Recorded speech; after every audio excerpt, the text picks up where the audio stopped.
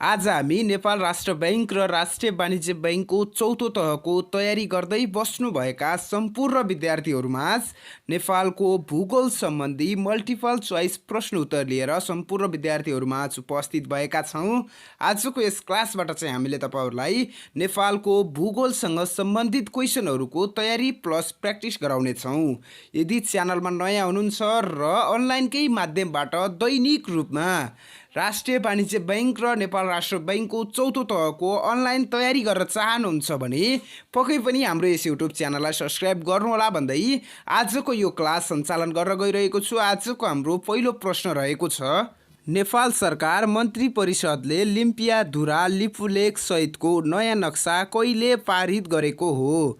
प्रश्न फेरि एकपटक, नेपाल सरकार मन्त्री परिषदले लिम्पियाधुरा लिपुलेख सहितको नयाँ नक्सा कहिले पारित गरेको हो? यस प्रश्नका अप्सनहरू रहेका छन्, जसमध्ये अप्सन एमा रहेको छ विक्रम सम्वत 2077 जेठ 4 गते, त्यस्तै गरी अप्सन बीमा रहेको छ विक्रम सम्वत 2077 जेठ 5 गते, त्यस्तै गरी अप्सन सीमा रहेको छ विक्रम सम्वत 2077 जेठ 6 गते, त्यस्तै गरी अप्सन डीमा रहेको छ विक्रम सम्वत 2077 जेठ 7 गते। हामीले चाहिँ हरेक क्लासमा विद्यार्थीहरूलाई तयारी सँगसँगै प्र्याक्टिस पनि गराउने भएकोले गर्दा हरेक क्लासमा एउटा प्रश्नको एन्सर बताइदिनका लागि अर्थात् एउटा प्रश्नमा प्र्याक्टिस गर्नका लागि हामीले विद्यार्थीहरूलाई जम्मा जम्मी 5 सेकेन्ड छुट्याइदिने गर्दछौँ। यस प्रश्नमा पनि हामीले विद्यार्थीहरूलाई 5 सेकेन्ड छुट्याइदिएका छौँ। त्यही 5 सेकेन्ड भित्र नै यस प्रश्नको पनि सही उत्तर बताइदिने प्रयास गर्नुहोला।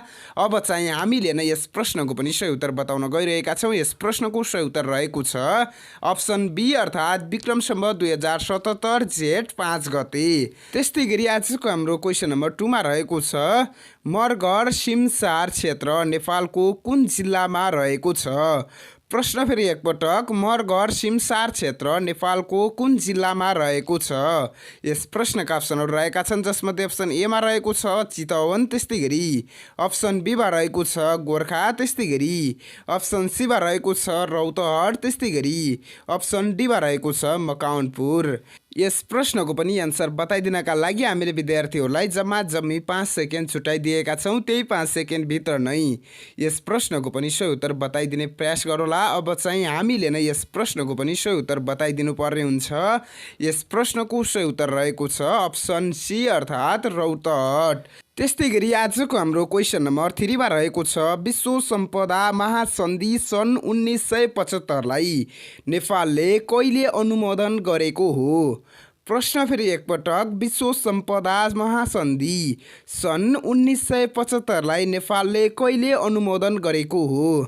यस प्रश्नका अप्सनहरू रहेका छन्, जसमध्ये अप्सन एमा रहेको छ सन् 1975, त्यस्तै गरी अप्सन बीमा रहेको छ सन् 1977, त्यस्तै गरी अप्सन सीमा रहेको छ सन् 1977, त्यस्तै गरी अप्सन डीमा रहेको छ सन् 1978। यस प्रश्नको पनि एन्सर बताइदिनका लागि हामीले विद्यार्थीहरूलाई जम्मा जम्मी 5 सेकेन्ड छुट्याइदिएका छौँ। त्यही 5 सेकेन्ड भित्र नै यस प्रश्नको पनि सही उत्तर बताइदिने प्रयास गरौँला। अब चाहिँ हामीले नै यस प्रश्नको पनि सही उत्तर बताइदिनु पर्ने हुन्छ। यस प्रश्नको सही उत्तर रहेको छ अप्सन डी अर्थात् सन् 1978।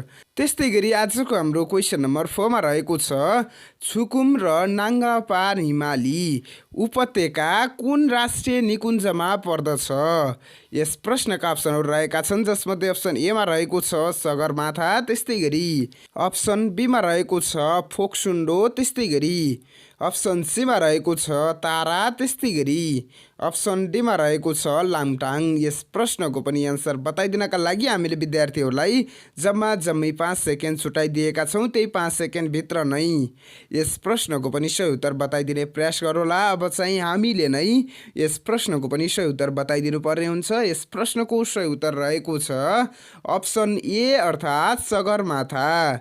त्यस्तै गरी आजको हाम्रो क्वेसन नम्बर 5 मा रहेको छ, यो क्वेसन चाहिँ मैले तपाईहरूलाई स्पेलिङ सहित भनिदिन गइरहेको छु ताकि तपाईहरूले पछिसम्म पनि यो क्वेसनलाई नबिर्सिनु होला। CATERPILLERFUNGUS भनेर चिनिने नेपालको वनस्पति कुन हो? यस प्रश्नका अप्सनहरू रहेका छन् जसमध्ये अप्सन एमा रहेको छ 5 औँले, त्यस्तै गरी अप्सन बीमा रहेको छ यार्सा गुम्बा, त्यस्तै गरी अप्सन सीमा रहेको छ जटामसी, त्यस्तै गरी अप्सन डीमा रहेको छ सर्वगन्धा। यस प्रश्नको पनि एन्सर बताइदिनका लागि हामीले विद्यार्थीहरूलाई जम्मी 5 सेकेन्ड छुटाइदिएका छौँ। त्यही 5 सेकेन्डभित्र नै यस प्रश्नको पनि सही उत्तर बताइदिने प्रयास गरौँला। अब चाहिँ हामीले नै यस प्रश्नको पनि सही उत्तर बताइदिनु पर्ने हुन्छ। यस प्रश्नको सही उत्तर रहेको छ अप्सन बी अर्थात् यार्सा गुम्बा। त्यस्तै गरी आजको हाम्रो क्वेसन नम्बर 6 मा रहेको छ नेपालमा कतिवटा प्रदेशमा महानगरपालिका छैनन्। प्रश्न फेरि एकपटक, नेपालमा कतिवटा प्रदेशमा महानगरपालिका छैनन्। प्रश्न अलिकति ध्यान दिनुहोला। यस प्रश्नका अप्सनहरू रहेका छन् जसमध्ये अप्सन एमा रहेको छ 1 वटा, त्यस्तै गरी अप्सन बीमा रहेको छ 2, त्यस्तै गरी अप्सन सीमा रहेको छ 3, त्यस्तै गरी अप्सन डीमा रहेको छ 4। यस प्रश्नको पनि एन्सर बताइदिनका लागि हामीले विद्यार्थीहरूलाई जम्मी 5 सेकेन्ड छुटाइदिएका छौँ। त्यही 5 सेकेन्डभित्र नै यस प्रश्नको पनि सही उत्तर बताइदिने प्रयास गरौँला। अब चाहिँ हामीले नै यस प्रश्नको पनि सही उत्तर बताउन गइरहेका छौँ। यस प्रश्नको सही उत्तर रहेको छ अप्सन सी अर्थात् 3। नेपालमा 3 वटा प्रदेशमा महानगरपालिका छैनन्। त्यस्तै गरी आजको हाम्रो क्वेसन नम्बर 7 मा रहेको छ बृहत नेपाल पूर्वमा मेची टिस्टादेखि पश्चिममा काङ्गडासम्म नेपालको क्षेत्रफल कति रहेको थियो।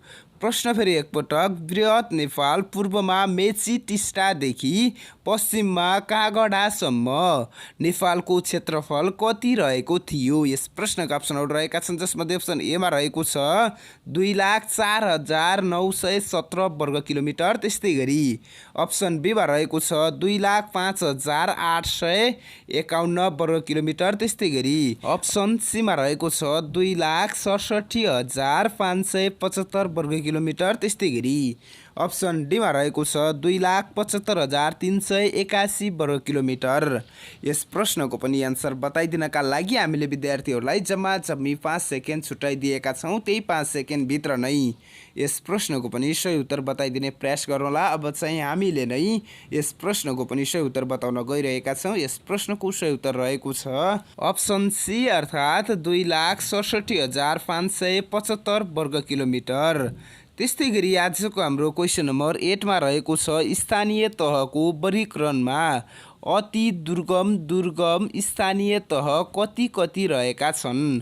क्वेसन फेरि एकपटक, स्थानीय तहको वर्गीकरणमा अति दुर्गम स्थानीय तह कति रहेका छन्। यस प्रश्नका अप्सनहरू रहेका छन् जसमध्ये अप्सन एमा रहेको छ 162 र 218, त्यस्तै गरी अप्सन बीमा रहेको छ 218 र 162, त्यस्तै गरी अप्सन सीमा रहेको छ 165 र 192, त्यस्तै गरी अप्सन डीमा रहेको छ 192 र 218।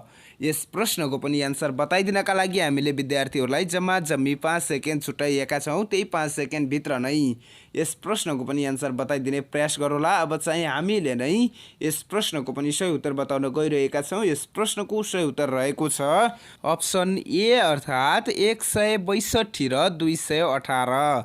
त्यस्तै गरी आजको हाम्रो क्वेसन नम्बर 9 मा रहेको छ पछिल्लो पटक आरोहणका लागि खुल्ला गरिएको हिमाल कुन हो। प्रश्न फेरि एकपटक, पछिल्लो पटक आरोहणका लागि खुल्ला गरिएको हिमाल कुन हो। यस प्रश्नका अप्सनहरू रहेका छन् जसमध्ये अप्सन एमा रहेको छ अन्नपूर्ण, त्यस्तै गरी अप्सन बीमा रहेको छ जुगल, त्यस्तै गरी अप्सन सीमा रहेको छ माछापुच्छ्रे, त्यस्तै गरी अप्सन डीमा रहेको छ गौरी शङ्कर। यस प्रश्नको पनि एन्सर बताइदिनका लागि हामीले विद्यार्थीहरूलाई जम्मी 5 सेकेन्ड छुटाइदिएका छौँ। त्यही 5 सेकेन्डभित्र नै यस प्रश्नको पनि सही उत्तर बताउने प्रयास गरौँला। अब चाहिँ हामीले नै यस प्रश्नको पनि सही उत्तर बताइदिनु पर्ने हुन्छ। यस प्रश्नको सही उत्तर रहेको छ अप्सन बी अर्थात् जुगल। पछिल्लो पटक आरोहणका लागि खुल्ला गरिएको हिमाल भनेको तपाईँहरूको जुगल हिमाल रहेको छ। त्यस्तै गरी आजको हाम्रो क्वेसन नम्बर 10 मा रहेको छ यदि तपाईँहरूले क्वेसनहरूलाई स्पष्टसँग देख्नु भएको छैन भने पक्कै पनि आफ्नो मोबाइललाई रोटेट मोड अर्थात् तेर्छो बनाएर हेर्न सक्नुहुनेछ। क्वेसन नम्बर 10 मा चाहिँ के रहेको छ त भन्दा सालालुङ्गो हिमाल भनेर कुन हिमाललाई बुझिन्छ? प्रश्न फेरि एकपटक, सालालुङ्गो हिमाल भनेर कुन हिमाललाई बुझिन्छ? यस प्रश्नका अप्सनहरू रहेका छन्, जसमध्ये अप्सन एमा रहेको छ गसेरबुम, त्यस्तै गरी अप्सन बीमा रहेको छ मकालु, त्यस्तै गरी अप्सन सीमा रहेको छ गणेश तेस्रो, त्यस्तै गरी अप्सन डीमा रहेको छ माछापुच्छ्रे। यस प्रश्नको पनि एन्सर बताइदिनका लागि हामीले विद्यार्थीहरूलाई जम्मा जम्मी 5 सेकेन्ड छुट्याइदिएका छौँ। त्यही 5 सेकेन्डभित्र नै यस प्रश्नको पनि सही उत्तर बताइदिने प्रयास गरौँला। अब चाहिँ हामीले नै यस प्रश्नको पनि सही उत्तर बताइदिनु पर्ने हुन्छ। यस प्रश्नको सही उत्तर रहेको छ अप्सन सी अर्थात् गणेश तेस्रो। त्यस्तै गरी आजको हाम्रो क्वेसन नम्बर 11 मा रहेको छ हेमन्त ऋतु कुन कुन महिनामा पर्दछन्? प्रश्न फेरि एकपटक, हेमन्त ऋतु कुन कुन महिनामा पर्दछन्? यस प्रश्नका अप्सनहरू रहेका छन्, जसमध्ये अप्सन एमा रहेको छ असोज र कार्तिक, त्यस्तै गरी अप्सन बीमा रहेको छ मङ्सिर पुस, त्यस्तै गरी अप्सन सीमा रहेको छ माघ फागुन, त्यस्तै गरी अप्सन डीमा रहेको छ जेठ असार। यस प्रश्नको पनि एन्सर बताइदिनका लागि हामीले विद्यार्थीहरूलाई जम्मा जम्मी 5 सेकेन्ड छुट्याइदिएका छौँ। त्यही 5 सेकेन्डभित्र नै यस प्रश्नको पनि सही उत्तर बताइदिने प्रयास गरौँला। अब चाहिँ हामीले नै यस प्रश्नको पनि सही उत्तर बताउन गइरहेका छौँ। यस प्रश्नको सही उत्तर रहेको छ अप्सन बी अर्थात् मङ्सिर पुस। हेमन्त ऋतु मङ्सिर पुस महिनामा पर्दछन्। त्यस्तै गरी आजको हाम्रो क्वेसन नम्बर 12 मा रहेको छ विश्वको सर्वोच्च टाकुरा सगरमाथा सोलुखुम्बु जिल्लाको कुन गाउँपालिकामा पर्दछ? प्रश्न फेरि एकपटक, विश्वको सर्वोच्च टाकुरा सगरमाथा सोलुखुम्बु जिल्लाको कुन गाउँपालिकामा पर्दछ? यस प्रश्नका अप्सनहरू रहेका छन्, जसमध्ये अप्सन एमा रहेको छ नाम्चे, त्यस्तै गरी अप्सन बीमा रहेको छ ज्याङबोचे, त्यस्तै गरी अप्सन सीमा रहेको छ खुम्बु पासाङ ल्वामु, त्यस्तै गरी अप्सन डीमा रहेको छ खुम्चुङ। यस प्रश्नको पनि एन्सर बताइदिनका लागि हामीले विद्यार्थीहरूलाई जम्मा जम्मी 5 सेकेन्ड छुट्याइदिएका छौँ। त्यही 5 सेकेन्डभित्र नै यस प्रश्नको पनि सही उत्तर बताइदिने प्रयास गरौँला। अब चाहिँ हामीले नै यस प्रश्नको पनि सही उत्तर बताइदिनु पर्ने हुन्छ। यस प्रश्नको सही उत्तर रहेको छ अप्सन नम्बर सी। त्यस्तै गरी आजको हाम्रो क्वेसन नम्बर 13 मा रहेको छ नेपालको कुल अन्तर्राष्ट्रिय सिमाना कति रहेको छ? प्रश्न फेरि एकपटक, नेपालको कुल अन्तर्राष्ट्रिय सिमाना कति रहेको छ? यस प्रश्नका अप्सनहरू रहेका छन्, जसमध्ये अप्सन एमा रहेको छ 2629 किलोमिटर, त्यस्तै गरी अप्सन बीमा रहेको छ 2926 किलोमिटर, त्यस्तै गरी अप्सन सीमा रहेको छ 2296 किलोमिटर, त्यस्तै गरी अप्सन डीमा रहेको छ 2692 किलोमिटर। यस प्रश्नको पनि एन्सर बताइदिनका लागि हामीले विद्यार्थीहरूलाई जम्मा जम्मी 5 सेकेन्ड छुट्याइदिएका छौँ। त्यही 5 सेकेन्डभित्र नै यस प्रश्नको पनि सही उत्तर बताइदिने प्रयास गरौँला। अब चाहिँ हामीले नै यस प्रश्नको पनि सही उत्तर बताइदिनु पर्ने हुन्छ। यस प्रश्नको सही उत्तर रहेको छ अप्सन बी अर्थात् 2926 किलोमिटर। नेपालको कुल अन्तर्राष्ट्रिय सिमाना 2926 किलोमिटर रहेको छ। त्यस्तै गरी आजको हाम्रो क्वेसन नम्बर 14 मा रहेको छ सगरमाथासँग जोडिएको अर्को चिनिया राष्ट्रिय निकुञ्ज कुन हो? प्रश्न फेरि एकपटक, सगरमाथासँग जोडिएको अर्को चिनिया राष्ट्रिय निकुञ्ज कुन हो? यस प्रश्नका अप्सनहरू रहेका छन्, जसमध्ये अप्सन एमा रहेको छ झोमोलोइमा, त्यस्तै गरी अप्सन बीमा रहेको छ चोपोलोइमा, त्यस्तै गरी अप्सन सीमा रहेको छ मेतीगटी, त्यस्तै गरी अप्सन डीमा रहेको छ चोमोलोइमा। यस प्रश्नको पनि एन्सर बताइदिनका लागि हामीले विद्यार्थीहरूलाई जम्मा जम्मी 5 सेकेन्ड छुट्याइदिएका छौँ। त्यही 5 सेकेन्डभित्र नै यस प्रश्नको पनि सही उत्तर बताइदिने प्रयास गरौँला। अब चाहिँ हामीले नै यस प्रश्नको पनि सही उत्तर बताइदिनु पर्ने हुन्छ। यस प्रश्नको सही उत्तर रहेको छ अप्सन डी अर्थात् चोमोलोइमा। सगरमाथासँग जोडिएको अर्को चिनिया राष्ट्रिय निकुञ्जको नाम चोमोलोमिया रहेको छ। त्यस्तै गरी आजको हाम्रो क्वेसन नम्बर 15 मा रहेको छ प्रकृतिको वरदान र प्रकृतिको क्रीडा स्थल भन्नाले नेपालको कुन स्थानलाई चिनिन्छ?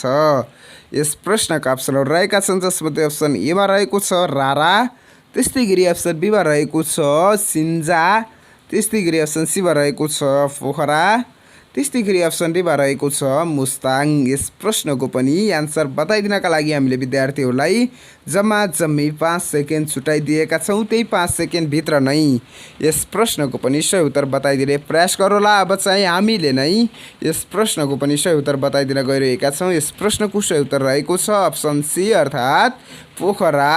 प्रकृतिको वरदान र प्रकृतिको क्रीडा स्थल भन्नाले नेपालको पोखरालाई चिन्ने गरिन्छ। त्यस्तै गरी आजको हाम्रो क्वेसन नम्बर 16 मा रहेको छ नेपालको सबैभन्दा अग्लो स्थानमा अवस्थित देवी स्थान कुन हो? प्रश्न फेरि एकपटक, नेपालको सबैभन्दा अग्लो स्थानमा अवस्थित देवी स्थान कुन हो?